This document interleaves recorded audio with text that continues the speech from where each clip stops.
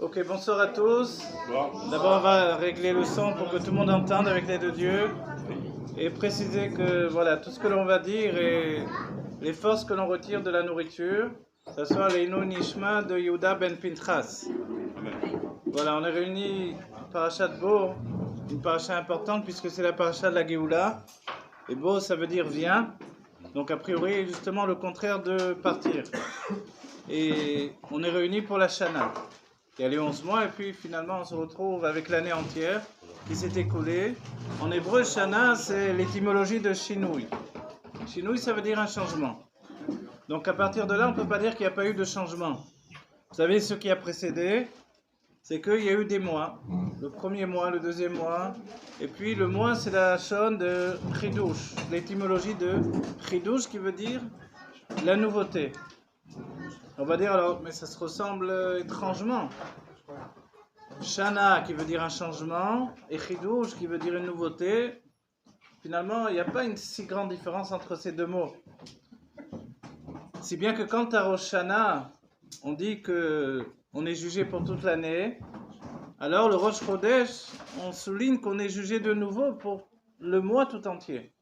C'est bien que les sages ont précisé, on ne dit pas le commencement de l'année ou le commencement du mois, on dit la tête du mois et la tête de l'année. Rosh Hashanah et Rosh Chodesh.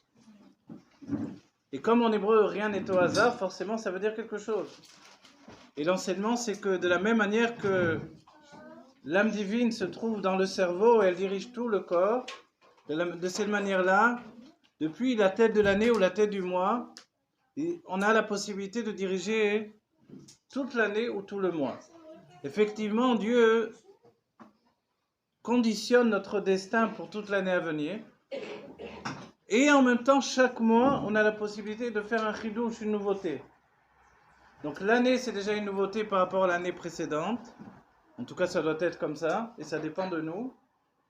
Si bien que l'Admour Hamsaï, le fils du premier Rabbi de Lubavitch, l'Admour Azaken, donc son fils dit que, en fait, ce que l'on dit, El Mazal et Israël, il n'y a pas de Mazal pour le peuple juif, c'est pas tout à fait exact. Vous savez qu'est-ce que c'est le Mazal? Alors, Mazal, il y a plusieurs explications. Mazal, c'est aussi le couple. Donc, on va dire, il n'y a pas de couple dans le peuple juif. Alors, certains vont pousser la chose à dire, mais non, ça dépend de ton mérite. Vous voyez la différence? Si vous dites qu'il n'y a pas de mazal, c'est que ça dépend du mérite. Si vous dites qu'il y a un mazal, c'est que ça ne dépend pas du mérite d'une personne. Par exemple, son mariage, par exemple, la parnassa dans sa vie, d'avoir beaucoup d'argent, une bonne santé, etc. Est-ce que ça dépend du mérite de la personne ou non? Alors on dit, mais regarde, il y a des gens, ils sont pas très gentils. Restez positif. Pas tous les jours en tout cas. Et ils ont tout ce qu'il faut. Et d'autres qui sont magnifiques et qui donnent tout ce qu'ils ont, alors ils n'ont plus rien. On va dire forcément, s'ils donnent tout ce qu'ils ont, ils n'ont plus rien. Mais on va voir que le derrière de tout ça, c'est qu'ils n'ont pas de mazal a priori, ou un mauvais mazal. Alors est-ce que c'est pas de mazal ou un mauvais mazal? Donc qu'est-ce que c'est pas de mazal? Et l'Admour Hamsaïd explique une chose, il dit en fait nous on a la force de faire bouger le mazal. Parce que le mazal il est rond, à l'image de l'année, à l'image du mois. Et ce qu'on ne sait pas trop, c'est que même les anges dans les mondes divins, et surtout dans le monde de Asiya spirituel où on se trouve, qui s'appelle le monde de l'action, parce que le globe terrestre il est dans un autre monde, qui s'appelle le monde de l'action, un monde divin. Et là-bas, les anges, ils sont appelés Ophanim. Vous savez ce que ça rappelle quoi en hébreu, Ophanim? Ophanaim. En Israël, on sait ce que c'est. Des vélos, des motos, etc. On va dire, mais pourquoi? Quel rapport? Donc une roue, Bekitso. Voilà, c'est parce qu'ils sont ronds. On va dire, et pourquoi ils sont ronds? Parce que d'un certain point de vue, ils n'ont ni commencement ni fin. Donc quand on dit le mazal, c'est quelque chose a priori qui n'a ni commencement ni fin, ni queue ni tête. Alors on est obligé de le subir, parce qu'on ne sait pas où l'attraper. Mais le même Admour Hamsaï, dans un livre donc, qui explique tous ces sujets-là, il nous dit que mais celui qui est tout en bas, il est en train de pleurer parce que il est dans la misère peut-être, que Dieu préserve. Et l'autre, il est tout en haut, il est en train de s'esclaffer de rire, il est très fier. Voilà, l'Admour Hamsaï dit, mais lui, là, il ne devrait pas être trop fier de lui-même et trop orgueilleux, parce que demain, peut-être qu'il va se trouver en bas. Et celui qui est en bas ne doit pas trop s'inquiéter, trop en faire une grande histoire. Peut-être que demain, il va être tout en haut. Et comme ça, on a vu des gens qui étaient tout en bas, qui sont montés tout en haut, etc. Le contraire. Si bien qu'on dit même les tzadikim, Sheva Yipol Tzadik. 7 fois le tzadik il chute, même si c'est pas Kepshuto. Il ne faut pas entendre par là qu'il fait des fautes, parce que s'il fait des fautes, c'est pas un tzadik. Alors, malgré un autre passage qui dit qu'il n'y a pas de tzadik qui ne fait pas de fautes sur cette terre. En fait, il faut entendre que par rapport à lui, il est obligé de se voir dans une situation insuffisante pour pouvoir toujours rajouter. Alors, si on rajoute ce que je viens de dire là, justement, de toujours penser que tout va bien, on peut penser que c'est bien. Mais si je pense que tout va bien, je ne vais pas évoluer non plus. Et de penser que tout va mal, alors c'est pas non plus très bien. On va dire, mais qu'est-ce qu'il faut faire alors? Plus on approfondit et moins on comprend les sujets du mazal et du comportement qu'on doit adopter. En fait, il faut bien comprendre que effectivement la roue tourne, mais cette roue elle tourne pas toute seule, c'est ça le secret. Et c'est là où on dit El Mazal Israël, le peuple juif ne subit pas le mazal. En termes simples, le mazal ça veut dire les astres, l'astrologie, savoir que tout mon destin, ma destinée est écrite là-haut dans le ciel. Dans le ciel, c'est-à-dire, voilà, le fait de la fatalité, c'est tout écrit, pas besoin. C'est-à-dire que le moindre petit geste que l'on fait, c'est écrit là-haut. Donc finalement, alors, j'ai aucun mérite à faire ce geste. Donc même quand je donne la tzedaka, il était écrit que quelqu'un allait passer là, il allait me demander la tzedaka, j'allais lui donner. Donc en fait, j'ai pas de mérite, j'ai juste fait, on m'a attribué un rôle, je l'ai accompli. Sauf que j'ai tellement bien appris le rôle que j'ai oublié que j'étais en train de jouer. Donc je me prends tellement au jeu que j'ai oublié. Et des fois, tac, il y a un petit décalage, ça s'appelle le déjà vu, comme ils disent les Israéliens, déjà vu. Et là, il me dit quelque chose que j'ai déjà entendu, et je lui réponds quelque chose que j'ai déjà dit, et on dit, j'ai déjà vécu cette scène. Et là, on se dit, alors c'est peut-être dans une vie précédente. Et peut-être il est passé dans la vie précédente le même pauvre et je ne lui ai pas donné d'argent. Ou le contraire. C'est moi qui étais le pauvre et lui était le riche et il m'a pas... En fait, quand on dit que la vie tourne, c'est pas forcément dans une même vie.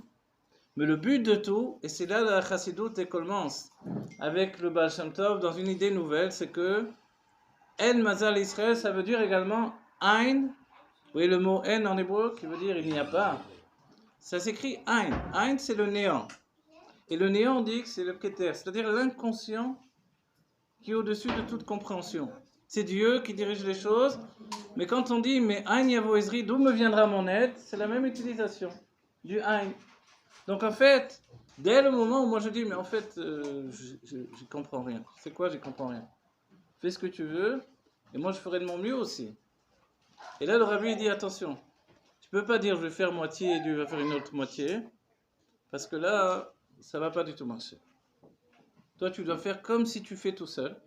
Et une fois que tu as travaillé et tu as fait comme si tu faisais tout seul, tu vas dire, tu sais quoi? Dieu, il a tout fait. C'est lui qui a fait. C'est-à-dire, je pédale en vélo, parce que sinon le vélo, il n'avance pas. Donc la roue tourne. Mais après, je dis, tu sais qui a fait avancer ce vélo? Si j'ai pas pédalé, il n'a pas avancé le vélo. Non, c'est Dieu qui a fait avancer le vélo. C'est dur de dire ça, parce que c'est moi qui ai pédalé, je me suis fatigué, j'ai sué, et d'en remonter, c'était pas si facile. Mais je dois dire, c'est Dieu. Et comme ça, un chassid de l'Admorazaken, il a fait tout le compte le bilan de l'année, de toute sa société, et à la fin, au lieu d'écrire le chiffre final, il a écrit Enon Milevado, il n'y a rien d'autre que Dieu. Voilà. On va dire... Et pourquoi il a fait ça? En fait, c'était une conscience. Ce même chassid, on dit qu'une fois, on l'a attrapé, en plein travail, il était en train de dire son chemin. Il a dit, mais enfin, tu dis le chemin en plein travail. Il a dit, alors, quand je suis en train de prier et de dire le chemin, tu crois que ça m'arrive jamais de penser à mon travail? Alors, est-ce que dans le travail, je ne peux pas dire le chemin? La prière? En fait, voilà, c'est ça ce qu'il faut finalement. C'est bouleverser les choses.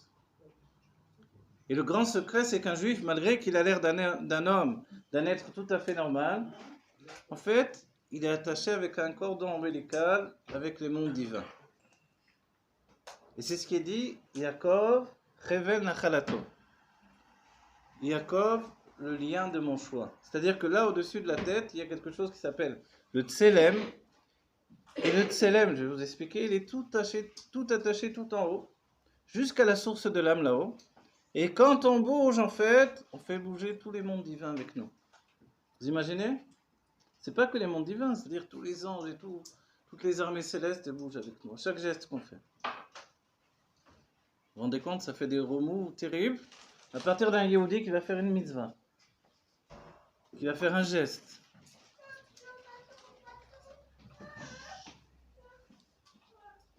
Donc, il faut dire les chaim, j'ai l'impression que je vous ai angoissé. Les chaim, les bras. On écoute. Voilà, je ne suis pas venu vous angoisser, moi, je rentre ça, des angoisses. Alors voilà. Besimcha betuv levav, avec une grande joie, il faut savoir que la vie que l'on fait ici-bas, c'est la chose la plus importante de tout. Un homme vient dans ce monde, il accomplit des bonnes actions, il a réalisé tout ce qui devait être réalisé. Quand on le fait avec le cœur, tout a été accompli. Selon le Baal Shem Tov, quand on voit un juif, on ne peut pas le juger d'après ce que l'on voit. C'est-à-dire que même un juif qui n'a pas l'air très très religieux, alors il est dit qu'il est rempli de mitzvot karimon. Il est rempli de mitzvot comme une grenade. Et certains ont compté, je n'ai jamais compté moi, mais je leur ai fait confiance, ils ont dit qu'il y a 613 graines dans une grenade. Même si c'est pas vrai, c'est pas grave. Mais, ouais, certains ont compté, il y en a, il m'a dit j'ai compté, je t'assure. Okay. En vérité, on s'en fiche s'il y a vraiment ou pas vraiment, c'est l'image qui est importante. C'est-à-dire qu'on est rempli. Et une grenade, elle a tendance à éclater en fait. Tellement elle est remplie de mitzvot. Et on dit pocher les voyous. Pocher Israël, vous vous rendez compte? C'est un mot qui est dur. Quelqu'un est venu devant le Rabbi Lubavitch, il lui a dit, bon, j'aime pas dire comme ça, Rabbi Lubavitch, on dirait devant le Rabbi. Moi, pour moi, c'est Meler HaMashiach en plus, alors je dis Rabbi Lubavitch, on dirait je sais pas quoi. Ok, alors quelqu'un est venu devant le Rabbi et il a dit au Rabbi, j'arrive pas à comprendre comment c'est possible qu'on dise qu'un juif puisse être dans un état d'être poché Israël, un voyou d'entre le peuple juif, et quand même il est rempli de mitzvot karimon. Et le Rabbi a répondu, ah ça alors j'avais la même question. Je me suis demandé comment ça se fait, puisqu'il est rempli de mitzvot comme une grenade, qu'on l'appelle encore un voyou d'Israël. Vous voyez, tout dépend comment vous voyez les choses. Je vous donne un autre exemple. Un jour, il y a un juif, à la fin de la tfila, de la prière, avec le Sanhedrin de Israël, le défenseur du peuple juif, à son époque, c'était Rabbi Levi Yitzhak de Berditchev. Il dit, regardez Rabbi, regardez. Il sort de la prière, il a encore les filines sur la tête, il est en train d'arranger la roue de sa charrette. Et qu'est-ce qu'il fait Rabbi Levi Yitzhak de Berditchev? Il dit, Ribono shel olam, Seigneur mon Dieu, regarde-moi ça. Même quand il arrange la roue de sa charrette, il porte les filines. Vous vous rendez compte? C'est-à-dire, ça dépend comment vous voyez les choses. Je peux poser une question? Bien sûr, pourquoi pas. Là, je viens de dire que le Rabbi, il a dit qu'en définitive, tout juif doit être respecté, même s'il ne le fait pas. Oui, exactement. C'est ça l'idée du Rabbi, c'est ça l'idée de la Chassidut. On n'a pas le droit de juger quelqu'un. Voilà, exactement. Maintenant, je pose une question. Pourquoi dans la Haggadah de Pessah, Oui. le quatrième personnage qui est cité, c'est le rachat, et on lui dit, tu lui casseras les dents. Alors, donc ça veut dire qu'en définitive, cette personne-là ne doit même pas la fréquenter. On ne doit même pas la voir. Oui, mais si vous dites ça, comment ça se fait qu'il est à la Haggadah de Pessah? Donc parce il est bienvenu. Il est cité. Mais on dit celui-là, tu ne dois même pas lui parler. Non, mais il est là, vous savez parce il appartient à la Haggadah. Ah, voilà, il est venu. Mais le Rabbi dit, il y a même un autre enfant. J'ai compris, ça c'est la version du Rabbi. Oui, le Rabbi il a dit, il y a même un autre enfant, celui qui n'est pas à la table du Seder de Pessah. Celui-là, il faut aller le chercher dans la rue. Mais celui qui est le rachat. C'est le tam, ça. Voilà. C'est pas le rachat. Et celui qui est rachat, hein, en fait, il est rachat parce que c'est sa propre vision de lui-même. C'est comme ça qu'explique la Chassidut. C'est que lui, il se voit finalement différent des autres. Donc il vient comme ça pour embêter. Pour lui, mais souvent, vous savez, je vais vous donner un exemple. Une fois, il y avait, donc le premier Rabbi Lubavitch, c'est l'Admor HaZaken. On lui a dit qu'on a vu quelqu'un qui était opposé à la chassidoute, qui a pris son livre, le livre du Tanya. Donc on dit, le livre du Tanya, on dit que c'est comme la Torah écrite de la chassidoute. Il a pris le livre tellement il était contre la chassidoute, il a jeté par terre. Et on a ramené ça à l'Admor HaZaken, il a dit, celui-là, alors il va arriver quelque chose de bien chez lui. On a dit, mais pourquoi le rabbi, pourquoi il dit ça? Non. En fait, parce que celui qui s'oppose, c'est parce que ça le touche. Celui qui est indifférent, ça passe, il s'en fiche. Vous voyez? Et ça, je peux vous dire que, moi je me rappelle, il y a même des années, je me rappelle une fois dans un cours, une femme qui arrive de Paris et commence à en plein cours, elle me dit, mais pourquoi vous enseignez comme ça? Qu'est-ce que c'est ces manières d'enseigner, de dire des choses comme ça, de révéler des secrets, des trucs, c'est trop compliqué pour nous. Non. Après, cette femme-là, elle est venue à tous les cours. C'est toujours celui qui vient vous voyez? La tique, on est bon, on dit, voilà, celui-là, il vient s'opposer, il vient parce que ça le touche. Celui qui est indifférent. D'accord. D'accord, c'est le table, là, vous parlez. Ça aurait été celui qui ne connaît pas et qui aimerait savoir, mais qui a encore un rattachement à la synagogue, aux juifs, mais à la Torah. Mais celui qui rejette les Rilonim, ceux-là. Non, mais oui, mais malheureusement, ils font partie de notre cas.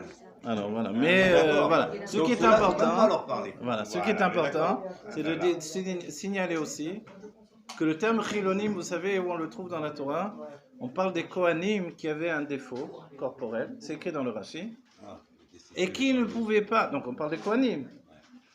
Le seul endroit où on voit le terme chilonim qu'on utilise aujourd'hui pour dire ils sont pas religieux, ils sont chol, ça veut dire profane. Il est utilisé uniquement pour les Kohanim. Kohen Gadol ou Kohen Gadol? Non, Kohen normal, qui ne peut pas travailler, qui ne peut pas servir Dieu dans le Beth Amikdash, parce qu'il a un défaut corporel. C'est le seul endroit où on voit. Et le rabbi souligne, et nous on le ressent très fortement, si on est imbibé de chassidoute et d'amour du prochain, qu'on ne peut pas dans notre génération dire chiloni, profane. Et je vous rapporte un autre maaseh avec le rabbi, où quelqu'un est venu voir le rabbi, il lui a dit, et c'est en vidéo, on peut le voir cette vidéo, il dit au rabbi, il dit, donc il reçoit $100, comme vous savez, les gens passent $100 devant le rabbi, et au moment de partir, il dit, je demande au rabbi une bracha pour le fils de mon frère, parce qu'il est très loin du judaïsme. Le rabbi, il fait comme ça avec la main, on le voit, il fait comme ça, il fait. Les gens m'apitoment, qu'est-ce que ça veut dire? Le rabbi dit, comment il peut être très loin du judaïsme? Et l'autre, il dit, oui, il est très loin du judaïsme. Il dit, le rabbi dit, c'est un juif. Il dit, oui, c'est un juif, c'est le fils de mon frère. Il dit, alors comment un juif, il peut être très loin du judaïsme? Vous voyez, il y a des choses qui ne sont pas logiques. Si on dit, il n'accomplit pas exactement les mitzvot pour l'instant, encore, passe. Mais sourire à un autre juif, c'est déjà une mitzvah qui s'appelle la mitzvah d'Avat Israël. Donc en fait, c'est pas exactement comme ça. Qui plus est, ouais. C'est très difficile de... Parce que la seule fois où on parle des Chiloni, c'est quand on évoque l'infirmité des Kohanim, qui leur empêchait de travailler au temple, oui. Et en même temps, le rabbi, il précisait il a souvent précisé à ces personnes qui ont une infirmité, elles n'ont pas quelque chose en moins, elles ont quelque chose en plus. Ah bravo, c'est bien. Alors sans doute que celui-là était trop élevé. Je vais vous citer quelque chose par rapport à ce que vous dites. Dans la Gemara, assez souvent, il y a un terme En lo chelek leolam haba. Il n'a pas de part au monde futur. Ok? Oui, de part au monde futur. Chelek, c'est de part au monde futur. Donc ça sous-entendait une place dans le monde futur, a priori, mais c'est important que ça soit une part. Pourquoi? Le Hari HaKadosh dit, quand on dit qu'il n'a pas de part au monde futur, c'est que, et c'est l'explication que va prendre la Chassidut, c'est qu'il ne veut pas une part du monde futur. Il veut, comme il veut Dieu lui-même, il ne veut pas une part du monde futur, il a droit à tout en fait. Vous voyez? Il y a même une autre explication incroyable, ça c'est une sikha du Rabbi, et tout ça je le dis pour dire que quelle que soit notre situation dans ce monde, quel que soit ce que l'on voit, on dit le haut de l'iceberg, après il y a tout ce qu'il y a dans l'eau aussi. Vous comprenez? Le Titanic il n'a pas coulé parce qu'il a touché le haut de l'iceberg, c'est parce qu'en bas il y avait un gros morceau. Donc en fait nous, on ne doit pas voir juste le juif maintenant. On dit nous sommes comme des nains sur les épaules des géants, mais les géants c'est nous, tels qu'on a été dans les vies passées. C'est-à-dire que nous tous, on était certainement des grands tzadikim. et des grands Réchaïm aussi peut-être. Alors pourquoi on est revenu? On est revenu pour un petit détail. Et c'est pour ça que le Baal Shem Tov a dit déjà à son époque, ne juge pas un juif sur ce que tu vois. Il y a des histoires entières avec le Baal Shem Tov, avec des tzadikim, des starim, des juifs cachés, des tzadikim, des justes cachés, dont on avait l'impression qu'ils n'étaient pas religieux, Bichlin. Et pourtant, ils venaient juste pour faire quelque chose, et à côté de ça, ils disaient des brachot, et faisait tomber la pluie, des tas d'histoires incroyables. Donc en fait, il ne faut pas juger. Et plus que ça encore, je le précise, quand moi le soir de Shabbat, je suis en train de faire mon kiddush, et qu'en même temps peut-être qu'il y en a un qui est en boîte de nuit, son âme à lui, elle est peut-être plus élevée que la mienne qui fait le kiddush, ça veut rien dire. Comprenez? Et au contraire, plus on a une âme élevée, plus ça peut faire peur de s'enfermer dans Torah et Mitzvot. Je comprends. Vous voyez, quand on est un oiseau aux ailes déployées, comme l'albatros là de Baudelaire, alors on se retrouve en bas, voilà, les ailes de géant, ça empêche de marcher, donc ça fait peur. Et moi une fois j'ai vu, vraiment, quelquefois je le cite en exemple, une vidéo, vous savez le Rav Amnon Yitzhak fait beaucoup de tchouva à l'appel, comme ça en entraînant des hommes, tout de suite devant tout le monde, tu mets le talit, toi, il met le talit, tout ça, ok. En public, fait tchouva, on coupe les cheveux longs et ça devient de période. Ok, c'est super. Et une fois, il montre comme ça un juif qui prend sur lui, il met le talit, tout ça, parce qu'il a dit des trucs de Kabbalah, ça l'a entraîné, dévoilement de l'homme. Et il le montre quelques mois après. Et là, on voit sa figure complètement tout éteinte, comme ça, tout. Et je me suis dit, mince, il y a quelque chose qui manque. Qu'est-ce qui manque? C'est ce que dit le Baal Shem Tov. Attention, quand tu fais faire tchouva à un juif, fais attention de ne pas lui enlever sa fraîcheur. Voilà. La fraîcheur, vous savez, la fraîcheur du Baal Tchouva. La fraîcheur du Baal Tchouva, on connaît tous quand on a fait tchouva. Au début, on est... Oh. Et après, on s'éteint petit à petit. Et c'est pour ça que l'Admor Azaken, il dit, la première tchouva que tu as faite, ça ne suffit pas. Il va falloir en faire d'autres des tchouvas. Une fois, deux fois, trois fois. C'est comme la crise de la quarantaine, quoi. On en fait plusieurs. Tout à coup, hein, On en fait plusieurs. on en fait plusieurs et on doit en faire plusieurs. C'est-à-dire, même une mère de famille juive, orthodoxe, créate sainte, d'un coup, elle peut regarder sa famille, tout ça, tout le monde, et se dit, mais qu'est-ce que je fais là? Je n'ai rien à voir avec tout ça. Et on ne le sait pas, elle aura trop honte pour aller le dire aux autres. Mais en réalité, ça se passe comme ça. Tous, on est pareil, on n'est pas différents. Alors on croit que lui, il est protégé parce qu'il est religieux, machin. Non, il n'y a aucune... Et peut-être même l'Almour lui-même. Il s'est dit, mais qu'est-ce que je fais là? C'est le cirque, avec mon trémeuil, mon costume doré.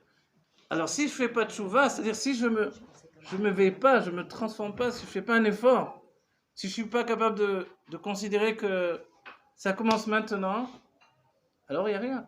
Parce que, je vais vous donner un exemple, et là je me suis rendu compte, moi, aujourd'hui ça va un peu mieux, mais j'ai eu une période, je me suis rendu compte que quand j'ai fait tchouva, j'ai tout jeté, tous mes livres, tous les disques, tous les trucs, les machins. Et à un moment, on chute, on continue à faire les mitzvot pareil, mais on ressent, mais pourquoi j'ai tout jeté comme un fou comme ça? Je me dis, mais j'aurais pu faire un tri, avoir un peu... Moi je me rappelle celui qui m'a enseigné la Kabbalah, le Rav Reuven Yachar, il a fait tchouva, au début il vendait des jeans au chouk à Machane Yehuda, après il est monté dans la Kabbalah comme une fusée. Mais il a raconté, un jour il m'a dit, tu sais, quand j'ai fait tchouva, j'ai fait pas mal de bêtises. Il était comme un feu, il est rentré chez sa mère, il a pris un marteau, il a cassé la télévision, il a jeté toute la vaisselle par la fenêtre. Et après il avait très honte, il a dit, oh là là, que je me suis conduit comme un fou. C'est moi qui ai acheté une autre télé.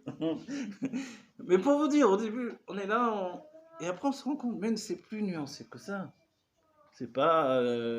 Oui, ça vous est jamais arrivé, je me rappelle à Yerushalayim, il y a quelqu'un qui me dit, tu sais, moi avant j'étais religieux, maintenant j'ai tout laissé tomber. Parce que j'étais trop déçu par les religieux. Je croyais que c'était des tzadikim, j'ai vu que c'était des voleurs, des menteurs, tout ça. Mais vous croyez que c'est dans le palais du roi où il y a les coups de couteau dans le dos et les poisons, les trucs, ou dans le village où... Non. C'est-à-dire plus on monte et plus on a de Yetzer Hara. Les goïms, leur Yetzer Hara, leur penchant pour le mal, c'est zéro à côté de nous. Mais nous, c'est très fort. Et on donne un exemple. Si on a un enfant dans la maison, il fait tout bien, tout ça, et un autre catastrophe, alors, En fait, dès le moment où cet enfant, on va lui dire fais les choses au lieu qu'il les fasse de lui-même, on va lui ordonner de les faire, on va voir, il va plus avoir envie de les faire. Moi, je me rappelle, pour donner un exemple encore, j'ai étudié le Rambam, j'aimais beaucoup étudier le Rambam quand j'ai fait Tchouva. Je prenais des vieux livres anciens comme ça, vous savez, très gros livres comme ça. Déjà, vous avez le livre, vous êtes déjà content. Et je me régalais à étudier le Rambam comme ça. Et un jour, on a dit, hey, Tchè Chabad, allez, vas-y, vous savez, on s'influence, allez, vas-y, prends. Et le rabbi a demandé de faire le Rambam tous les jours. Oh, ok. Dès le moment où j'ai pris sur moi de faire le Rambam tous les jours, je n'arrivais plus à ouvrir le livre, c'était fini. C'était difficile, j'avais plus envie. Avant, c'était... Et après, c'était fini. Et c'est comme ça. Donc, dès que Dieu il nous dit, faites les mitzvot, on n'a plus envie. Donc, quand un juif, malgré qu'il n'a pas envie, continue à faire, alors c'est quelque chose d'incroyable. Il remue tous les mondes divins avec lui. Ça s'appelle Itkafia, il s'oblige. Mais on dit, mais tu ne peux pas rester comme ça. Après, il faut faire Itapra. C'est quoi Itapra?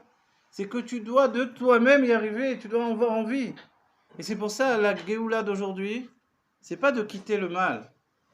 J'habitais à côté des goïms, mais je mangeais tout ce qui passait dans l'assiette. Et maintenant, je fais attention, je regarde 3 fois avant d'acheter quelque chose. Alors, je vais au supermarché, c'est la bibliothèque, chaque truc avec une loupe. Alors, qu'est-ce qui s'est passé dans ma vie? Il s'est passé qu'il y a des grands changements. Mais ces grands changements, ils doivent se faire à l'intérieur aussi. Et le grand chidouche, la grande nouveauté de notre génération, c'est que justement, on doit faire tchouva, non pas juste de se séparer du mal, mais on doit faire tchouva dans notre service de Dieu. C'est-à-dire que tant que je le fais parce qu'on me dit de le faire, alors c'est toujours un niveau, mais c'est pas juste ça. C'est pour ça que, vous savez, à un moment, le rabbi a dit, il faut crier An Mata, il faut dire, ça suffit, on ne peut plus supporter l'exil. Le fait pas seulement qu'il y ait un juif qui souffre, mais même une fourmi qui se fait écraser quand on marche dessus, la gazelle qui est poursuivie par le lion, enfin le lion, parce que le lion il dort. Alors, c'est insupportable en vérité. Si on regarde, les gens aiment bien regarder les reportages sur les animaux, mais c'est une catastrophe. Tout le monde tue tout le monde. L'autre il court derrière, il tue, il avale. Oh là là. Alors on va dire, mais c'est le cirque, quoi. Le cirque à Rome, je veux dire. Donc, en fait, la Géoula, ce ne sera pas juste pour nous, les juifs, ça va être également pour les non-juifs, également pour les animaux, également pour les végétaux, également même pour le minéral. On va dire, mais le minéral, quel rapport? Et les végétaux. Et là, le Hari Akadosh nous dit qu'en vérité, on est tous passés par tous les cycles pour atteindre le niveau du juif. Avant d'être un juif, on était dans un non-juif. Avant d'être dans un non-juif, on était dans un animal. Avant d'être dans un animal, on était dans un végétal. Avant d'être dans un végétal, on était dans un minéral. Domaine Sommeil Chaim Medaber. C'est quoi l'animal? Excuse-moi. Et vous savez, je vais vous dire, il y a même un livre. Non. Le singe, on dit qu'il vient de la tour de Babel. C'est des juifs que Dieu a transformés en... pas des juifs, mais des hommes que Dieu a transformés en singes. Mais en vérité, tout ce que je vous dis, c'est pour nous dire que voilà, on est acquitté de ce que je viens de dire, de tout ce que je viens de dire. On n'a plus besoin de revenir. La Torah, elle peut nous rendre quitte de tout. Donc en évoquant la chose, ça soit terminé pour nous. Nous, ce qu'on veut, c'est affirmer comme le Baal Shem Tov, en fait, il n'y a pas de réincarnation, c'est terminé. Alors, oui, c'est ça. Donc, Voilà. À partir de maintenant, notre décision est d'être, c'est la dernière génération. C'était, vous savez, ce qui est extraordinaire, voilà. Une fois qu'on part, On part. Et justement, qu'on ne parte plus maintenant. mais ça veut dire qu'on Et que ceux qui sont partis, qu'ils reviennent. C'est pour ça que je vous dis ça, pas juste comme ça. Et c'est tout le thème de la parasha de Bo. Il y a tout un texte du Rabbi selon le Zohar, un Dvar Malchut, s'appelle Dvar Malchut, ça veut dire la parole du roi. Le Rabbi, ou l'édit royal, le Rabbi nous dit que quand notre parasha dit Bo el Paro, d'après le Zohar fait remarquer que normalement ça devrait être l'air les Paro. Va chez Paro. Elle écrit Bo. Bo, vous savez, ici dans la rue, Bo est là, ça veut dire viens chez moi. Donc Bo el Paro, c'est bizarre comme phrase. Bo el Paro. Alors, l'explication du Rashi, c'est que Dieu accompagne Moshe vers Pharaon. Paro. Ok. Mais en vérité, C'est limite comme explication. Et le Zohar, il dit, non, non, c'est plus profond que ça. C'est que tout ce qu'on voit dans les forces du mal, en vérité, il y a également un aspect dans la lumière, dans le bien, dans la sainteté, qui fait que, justement, il y a autant de force dans les forces du mal. C'est-à-dire que Pharaon, c'est un niveau extrêmement élevé. Regardez, comment elle s'appelle la fille de Pharaon? Bathia. Oh, c'est bizarre là.